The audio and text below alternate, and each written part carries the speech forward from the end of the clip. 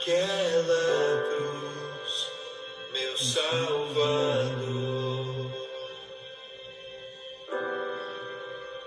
Seu corpo sepultado foi na tumba que José comprou, sozinho ali o rei ficou. Jesus Messias, Olha no mercado terão São Diário.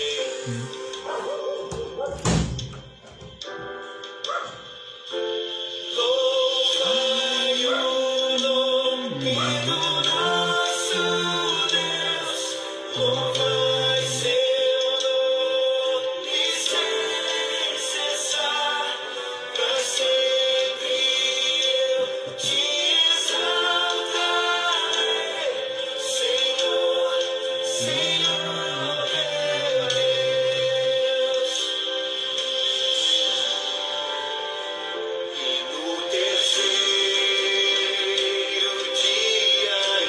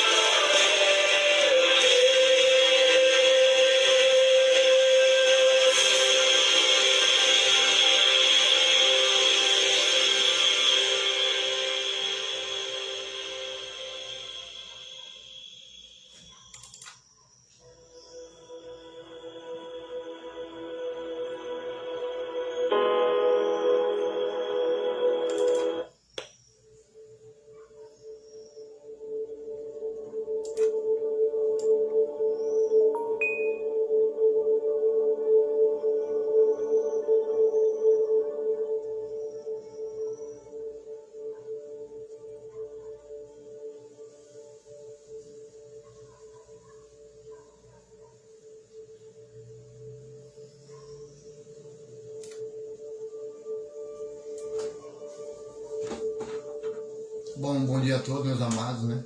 A paz do Senhor Jesus. Começamos aí com louvor ao Senhor, né? Para a honra e a glória dele, né? Esta manhã linda e maravilhosa, esse sábado, dia do Senhor, né? Jesus, que é o Senhor do sábado. Jesus que colheu espigas de milho no sábado, curou no sábado, né? Fez a obra de Deus no sábado.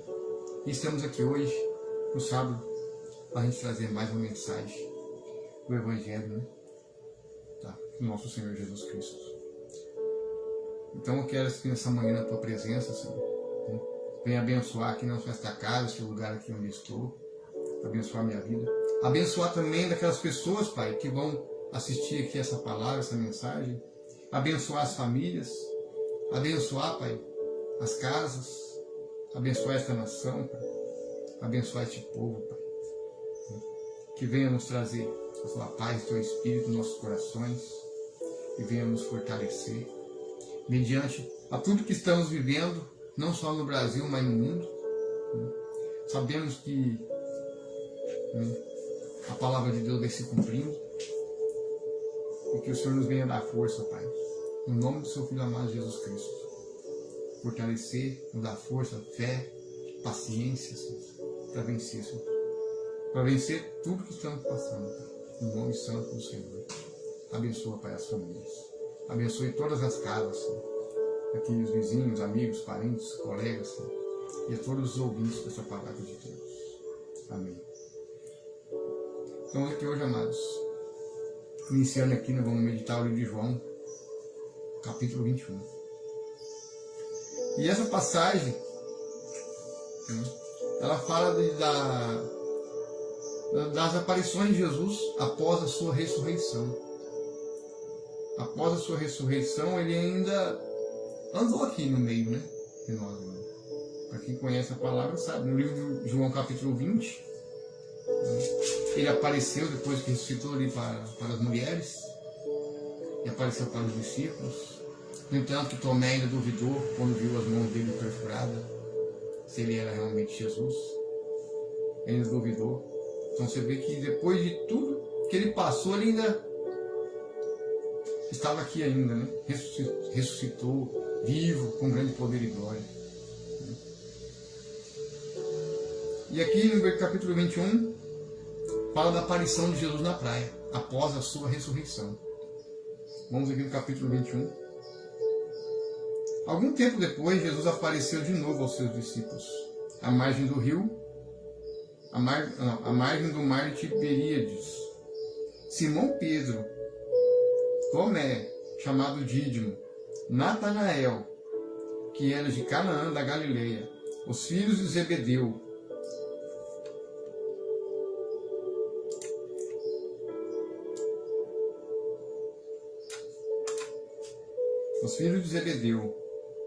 e mais 2 dos seus discípulos estavam juntos.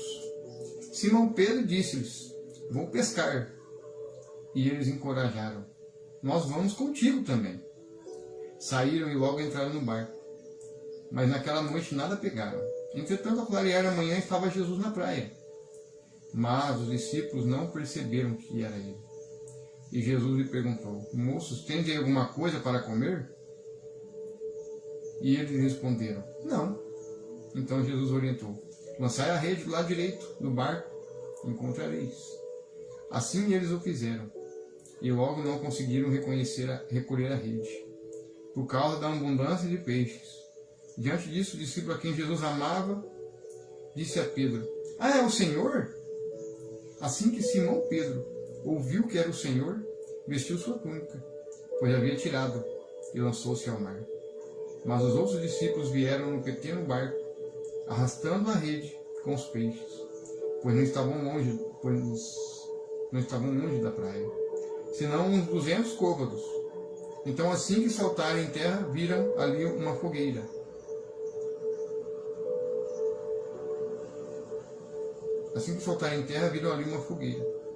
Peixes sobre brasas e um pouco de pão. E Jesus lhe pediu: trazeis algum dos peixes que acabaste de pegar. Simão Pedro entrou no barco e arrastou a rede para a terra.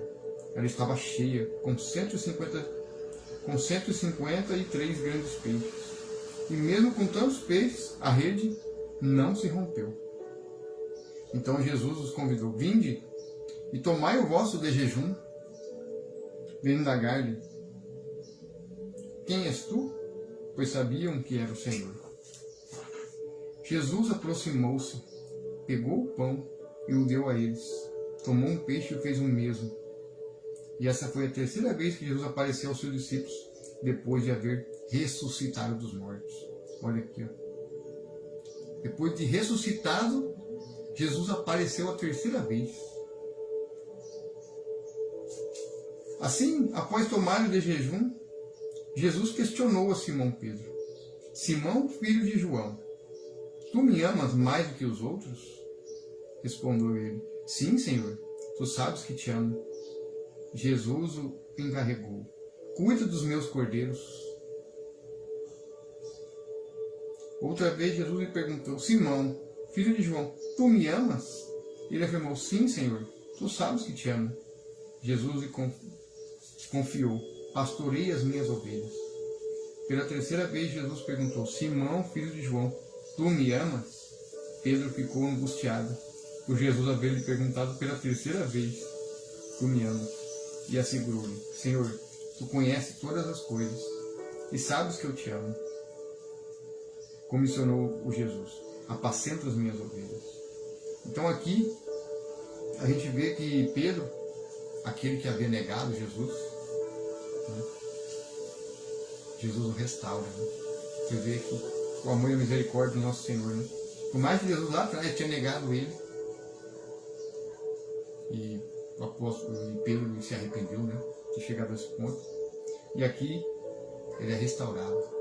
Ele é restaurado por Jesus, né, pelo próprio Senhor. E aqui o Senhor Jesus deu a ele: apacenta as minhas ovelhas, cuida das minhas ovelhas. Deu essa ordem para ele. Então hoje, amados, quando você tem um chamado,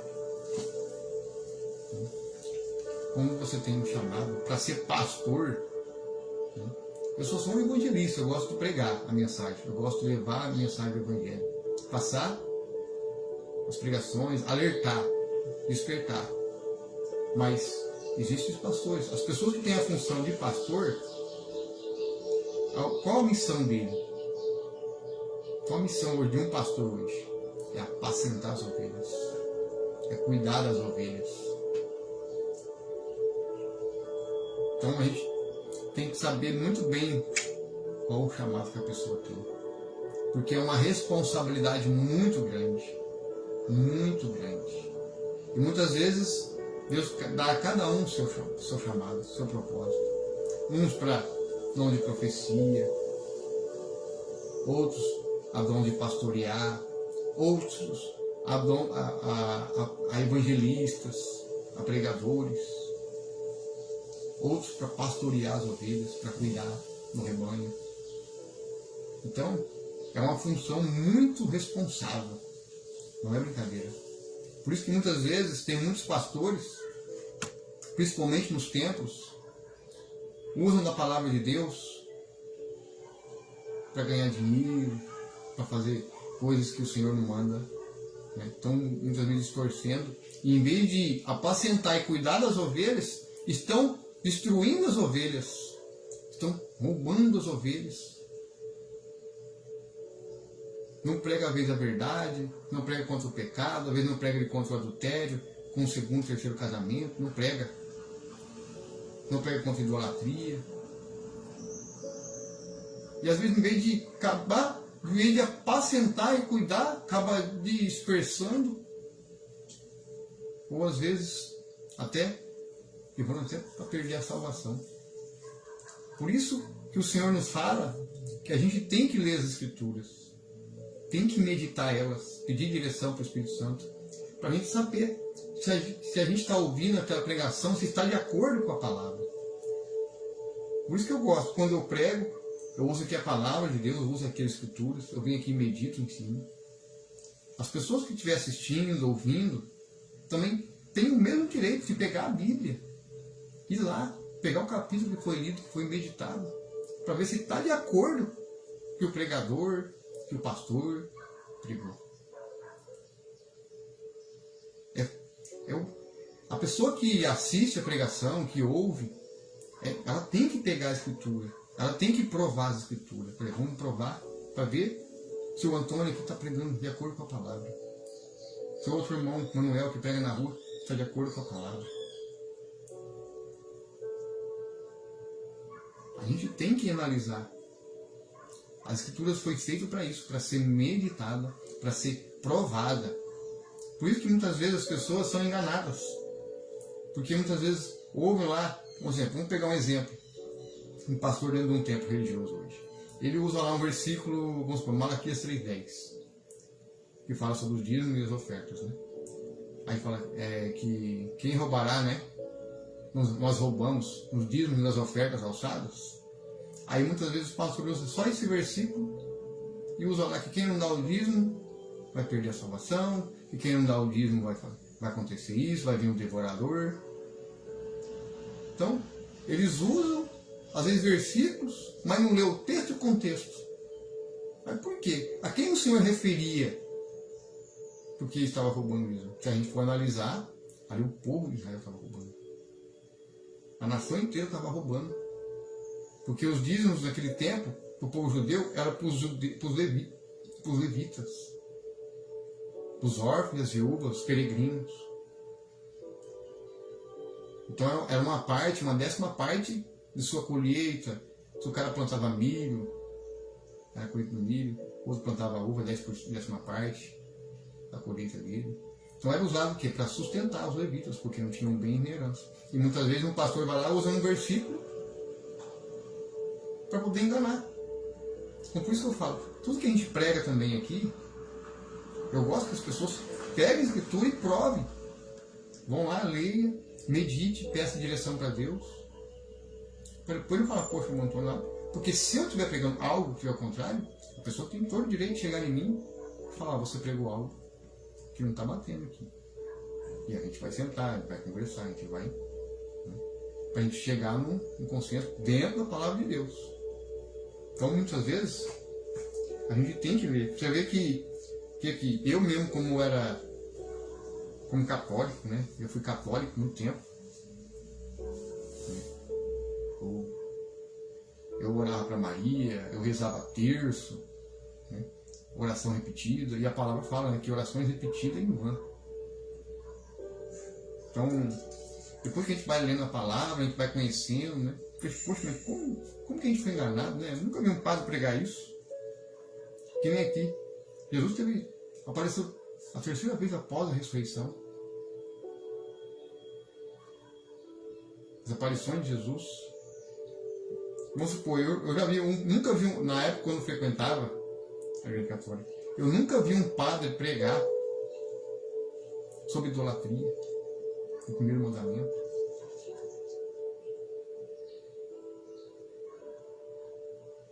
E quanta idolatria tem dentro. Sobre espiritismo, né? Quando a pessoa pede intercessão daqueles que já morreram, dos santos, dos mártires, que morreram pelo Evangelho. Então quando a gente pede intercessão de quem já morreu, aí estamos pecando, né? Estamos pedindo intercessão dos mortos, estamos praticando o quê? Espiritismo. Coisa que o Senhor abomina. Se você ler 1 Samuel 28:31, você vai saber o que aconteceu com Samuel por invocar Samuel, não, o rei Saul, né? Foi procurar Samuel, o profeta que tinha morrido. E um espírito enganador se passou por Samuel. E ainda exortou ele ainda, por causa da desobediência dele, para você ver.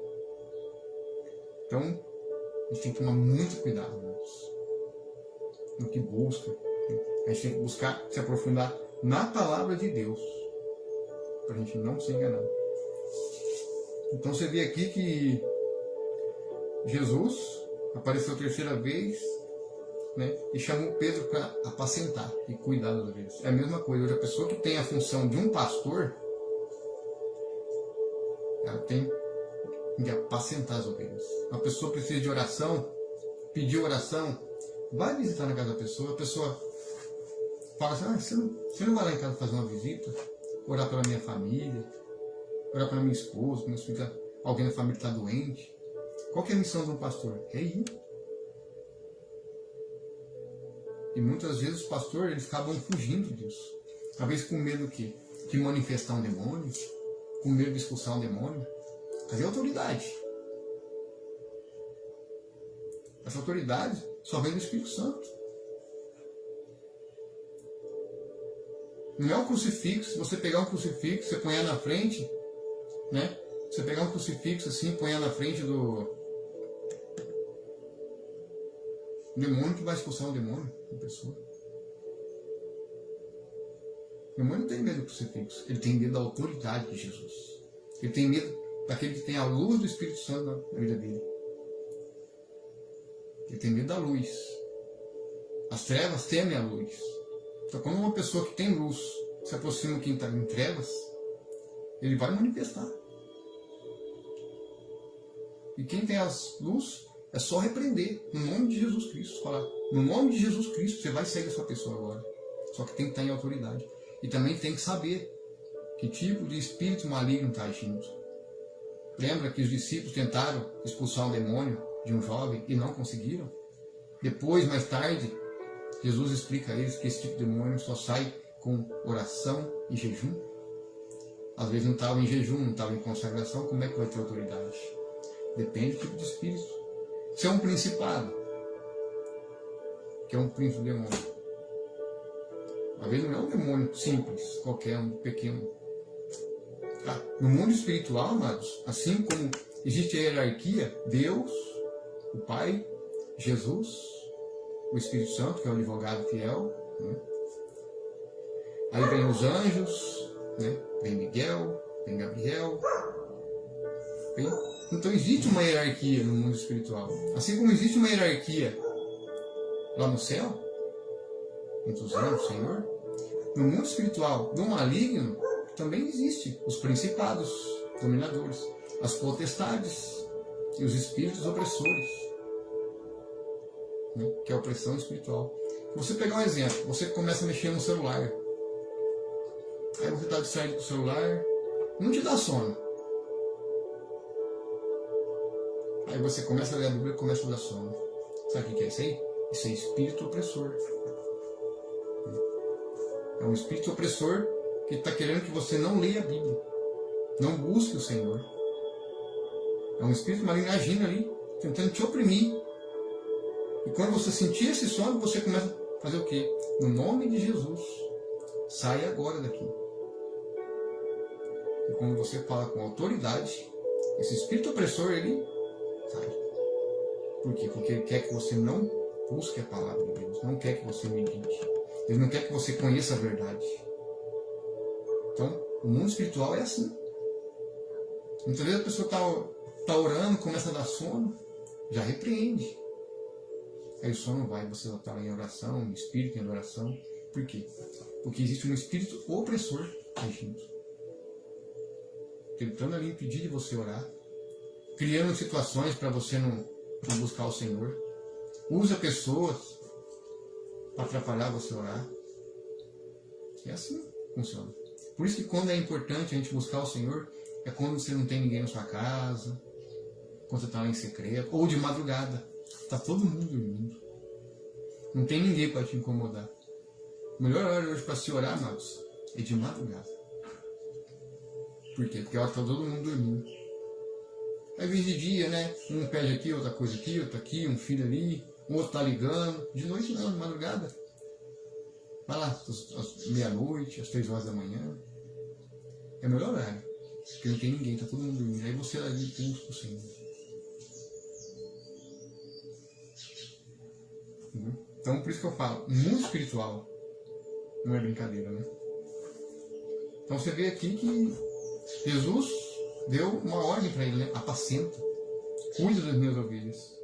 Então hoje em dia a gente tem que pensar quando a pessoa tem esse chamado para ser pastor. O meu caso é mais evangelismo. Você faz o quê? Pregações nas ruas, ou às vezes fazer meditação aqui, para passar o conhecimento da palavra. Cada um Deus dá um chamado. Um para ser mestre, outro para ser pastor, outro para dom de profecia. O que é dom de profecia? é dom de visão. A pessoa tem um sonho de alguém, a pessoa chega em você e fala, eu tive um sonho de você acontecendo isso, isso, isso. Aí você pede direção para Deus, o que significa aquele sonho. Se você pegar o profeta Daniel, ele sonhava o quê? Com animais. Ele tinha uma visão. Aí depois Deus dava a ele a sabedoria para interpretar o sonho do rei. Então, cada um Deus dá um dom. Conforme a sua busca, né, pessoal, Deus capacita, né? E Deus dá essa autoridade, não só para interpretar aquele sonho que a pessoa teve. Outros, às vezes, outros de expulsar demônios e curar enfermos. Há outros para pregadores, outros para evangelistas, outros para pastorear ovelhas. Então, Deus dá a cada um conforme a sua necessidade. Então não é você que escolhe os dons. Não é você, eu quero esse dom, eu quero o dom de expulsar demônio, eu quero o dom disso, não. É Deus que capacita. É Deus que vai te preparando. Você tem dom de visão, de discernir, interpretações. Deus te dá essa visão, Deus te dá esse talento para você ajudar pessoas que têm um sonho. Eu tive um sonho assim, assim, assim. Me explica como é que funciona. O que significa esse sonho? Aí a pessoa que tem esse dom, ela vai interpretar o sonho dela. Se na hora ela não tem a revelação desse sonho, o que ela tem que fazer? Entrar em oração, abrir um jejum para o Senhor mostrar o que significa esse sonho. Então é importante a pessoa, dos dons, Deus dá a cada um conforme a sua busca e capacita. Deus capacita. Deus não escolhe os capacitados, Ele capacita.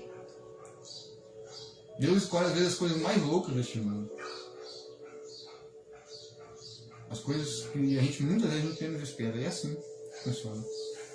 Então você vê quem que escolheu quem? Pedro para cuidar das ovelhas. Era um pescador. Um pescador de homens. Né? Pescador de peixes. Era um simples homem. E o Senhor escolheu ele para cuidar e apacentar. E assim as outras, a cada discípulo, João foi usado por ele, né, para que escreveu o livro de Revelação, que é o livro de Apocalipse, para os futuros vindouros, que é para nós hoje.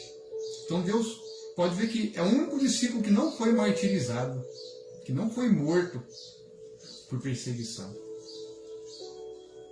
Deus usou o apóstolo Paulo para exortar os judeus, para pregar para os gentios, no entanto foi perseguido, foi morto. Né? É como ele diz, né? Guardei, né? Combati o bom combate, guardei a fé.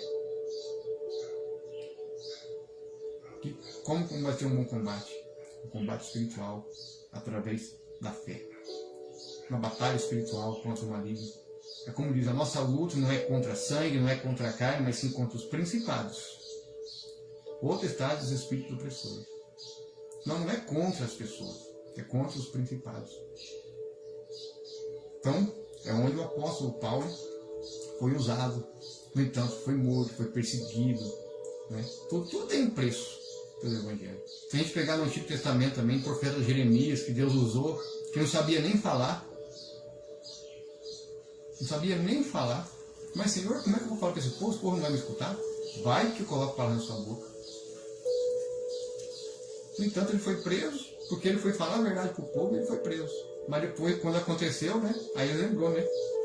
Jeremias tinha avisado, né? Quando ele foi invadido pela Babilônia. Que não era para eles reagir. No entanto, desobedeceram, né? Desobedeceram que Deus tinha usado Jeremias, né? Desobedeceram uma ordem de Deus. Por isso que o povo de Deus acaba perecendo por causa da desobediência. Mesma coisa o apóstolo, profeta Jonas, que queria fugir do chamado dele. O que aconteceu com ele? Jogaram ele dentro do mar. Foi engolido por um peixe. E lá dentro do peixe, ele invocou o Senhor. O peixe cuspiu ele na praia. E foi para a cidade de Nínive. Pregou juízo. Pregou a ira de Deus. O que aconteceu com a cidade inteira se converteu. Todos vestiram pano de saco. Até os animais jejuou. E o rei também colocou pano de saco. Olha só para você ver. Para você ver que uma pregação de juízo converteu uma cidade inteira. Então, esse é o propósito do Evangelho. Não é que condenar ou julgar alguém, mas é pregar a verdade para que as pessoas despertem do engano, para que não pereçam, mas tenham a salvação e a vida eterna por meio da fé em Jesus. Então você vê aqui que Deus usou Pedro, apacenta, cuida. Então Deus dá uns a apóstolos, a outros pastores, a outros evangelistas, a outros dons de profecia. Cada um, Deus capacita. Às vezes Deus você pode ter um dom e você não sabe. Mas Deus vai te mostrar com o tempo, vai te capacitando. É interessante que eu em 2019, quando comecei a buscar a verdade, comecei a ler a Bíblia, depois eu fui batizado em 2021, nas águas, eu fui lendo.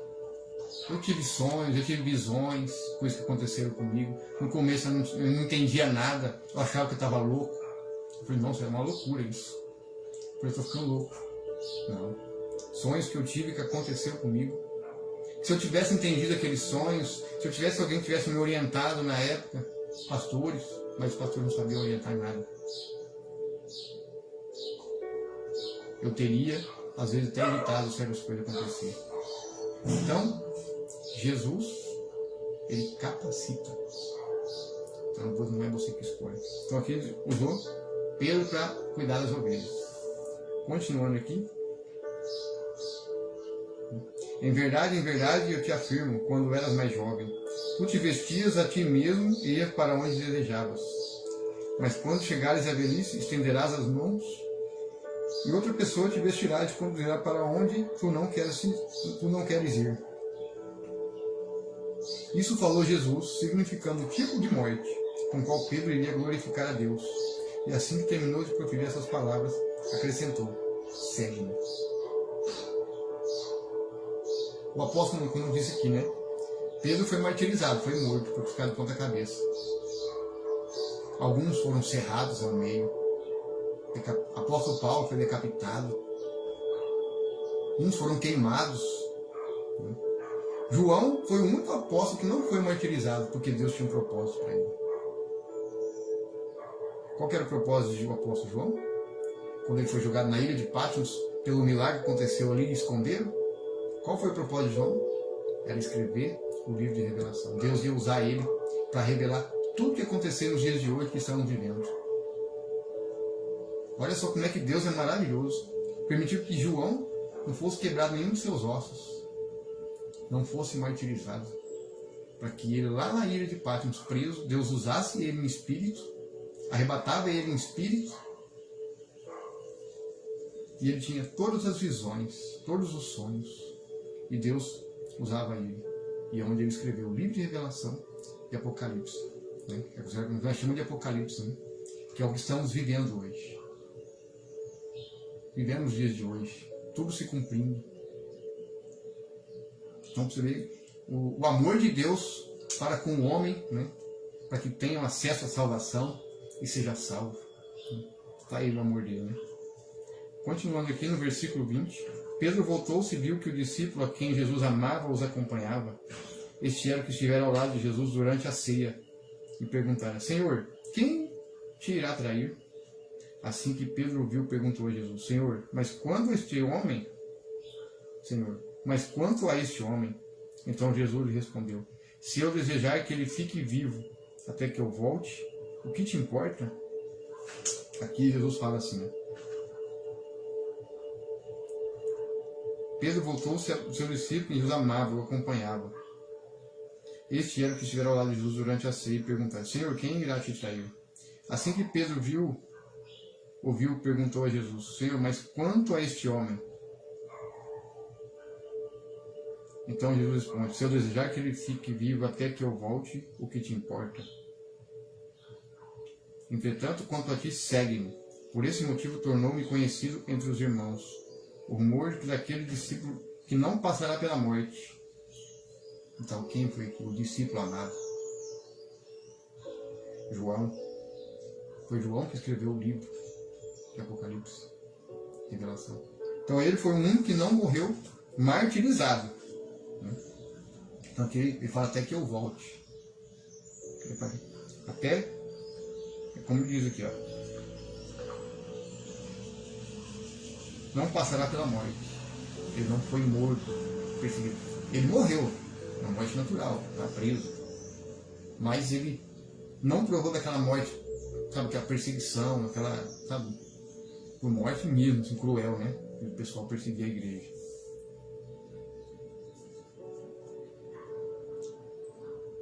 Este é o discípulo que testemunha a respeito destes acontecimentos e que os escreveu, e sabemos que o seu testemunho é conforme a verdade. Jesus realizou ainda muitas outras maravilhas. Se todas elas fossem escritas por uma, acredito que nem mesmo o mundo inteiro seria capaz de conter os livros que se escreveriam. Você vê? Depois ainda Jesus fez muitos milagres ainda após a sua ressurreição. Você entende, amados?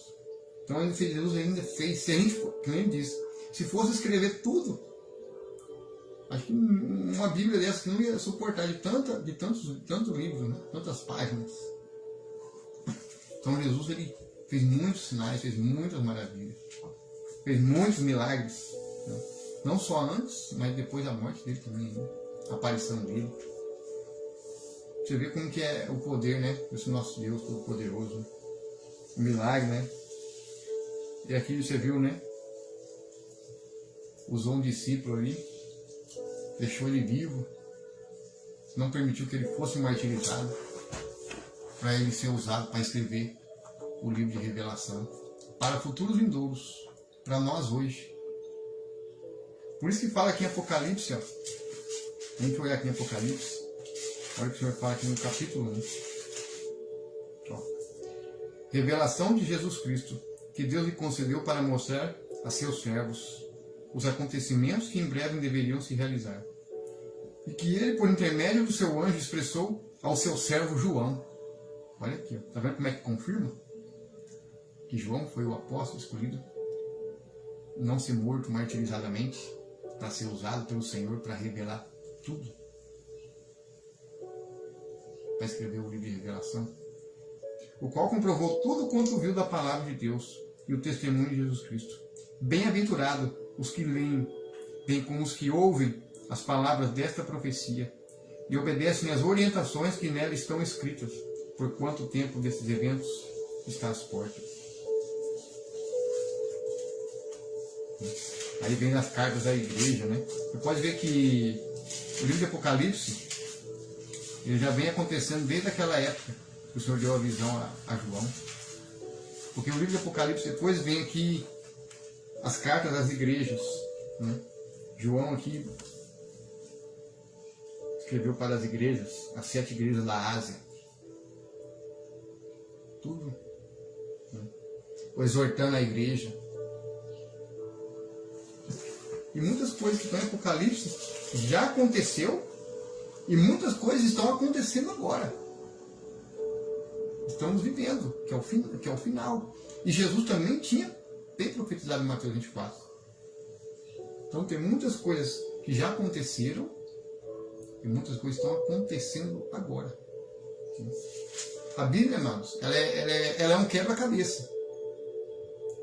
Ela não tem uma ordem assim, tudo em ordem cronológica certinha. Então você tem que montar o quebra-cabeça. Por isso que a gente tem que ler, meditar, respeitar a vírgula, pontuação, pedir direção para o Espírito Santo, para você entender a palavra de Deus. Aí você vai ver quanto você foi enganado pelo sistema religioso. O sistema religioso não mostra tudo. Esconde muitas verdades.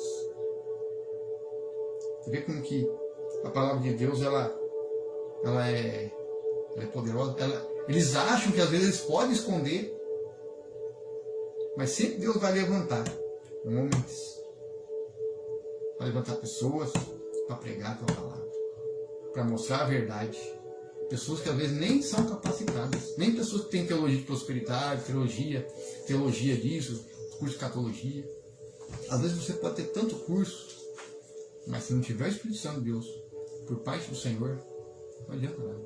É como diz, Você pode ter todos os dons, mas se não tiver o amor, não vira nada. Viu, irmãos? É assim a palavra de Deus. Né? Você vê que é poderoso, né? É lindo, irmãos. Você vê como que a gente muitas vezes foi enganado pela religião, assim como eu fui, né? Graças ao Senhor, pela misericórdia dele sobre a minha vida, abriu meus olhos. E o Senhor quer abrir seus olhos também hoje. O Senhor não quer que ninguém pereça. O Senhor, Deus não se alegra com a morte do ímpio. Ele quer que todos cheguem ao pleno conhecimento da verdade. Porque é a verdade que liberta, é a verdade que cura, é a verdade que salva. Né? Como diz o João 8,32, conhecereis a verdade libertará. Os olhos se abrirão, vossos ouvidos se abrirão, ouvidos espirituais, seus olhos espirituais se abrirão. E é assim, irmãos, a palavra de Deus. Ela vem para nos libertar da religiosidade, da escravidão, não só do pecado, mas também da religiosidade. Às vezes a pessoa é religiosa demais e não vive, sabe? Não tem vida, não vive. Aí fica preso na religião, porque eu fui assim também. Ah, eu não podia fazer isso, não podia fazer isso, não podia fazer isso. É tanta ordenança que a gente se esquece. É tanta ordenança, você vai pelas ordenanças e você fica preso, cauterizado naquilo. Aquela doutrina que a religião colocou na tua mente. E a palavra de Deus vem nos libertar disso. Da doutrinação e viver a doutrina de Jesus. Que Jesus nos ensinou. Simplificando o Evangelho. Nos ensinando a andar em obediência à tua palavra. Ensinando os teus caminhos, as tuas veredas e a tua justiça. Amém? Então aí fica a nossa reflexão. Né? Estamos aqui encerrando aqui o livro de João, né? A meditação da palavra. Eu voltarei agora a começar lá no Novo Testamento de novo, só com o livro de Mateus. Para mostrar toda a origem de Jesus, né? A descendência real de Jesus, por parte humana, por parte divina. Aí eu vou fazer todas as pregações novamente.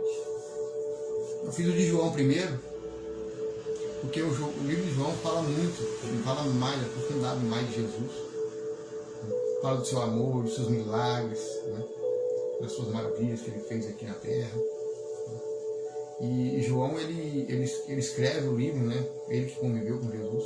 Ele era um discípulo mais amado, né? Mais próximo, mais íntimo dele. No entanto que Deus usou ele para deixar aqui, né? O livro dessa profecia, né? De revelação para nós.